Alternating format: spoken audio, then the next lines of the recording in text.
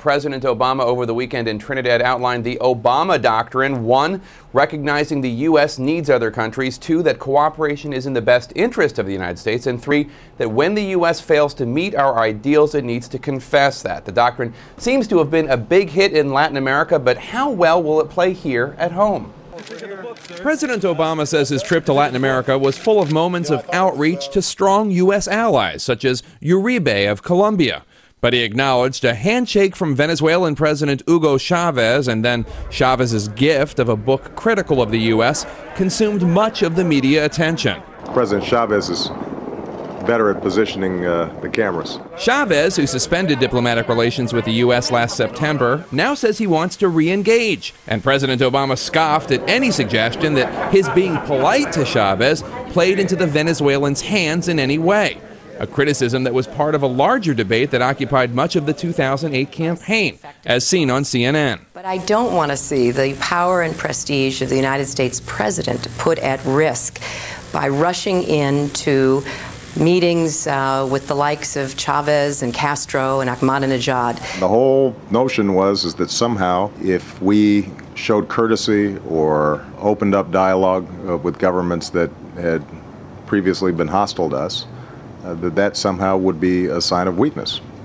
Yeah, the American people didn't buy it.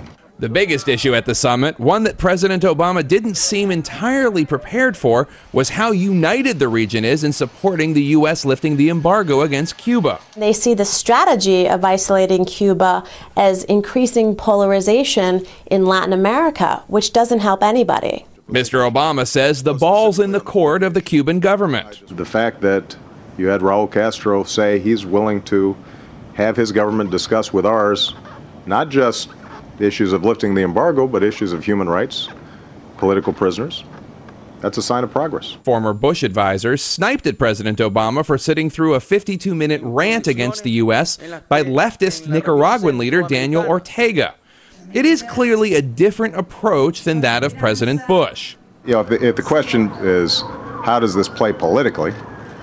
I don't know. Another interesting moment came when Bolivian President Evo Morales demanded that President Obama denounce an assassination attempt against him, or otherwise he would think, Morales said, the U.S. was behind it. President Obama said, I just want to make clear, I'm absolutely opposed to and condemn any efforts at violent overthrows of democratically elected governments. That's not the policy of our government. Diane? Okay, Jake. Well, these are such intricate encounters, as we know, and carefully choreographed, these meetings. I want to put up the picture again of the president greeting Hugo Chavez there, and a big smile, warmth. And as the president said, he didn't know how it would play politically. Well, here's what Republican Senator from Nevada, John Ensign, said. You have to be careful who you're seen joking around with, and I think it was irresponsible for the president to be seen kind of laughing and joking with Hugo Chavez. What about it, Jake? Does the White House feel laughing or joking matters?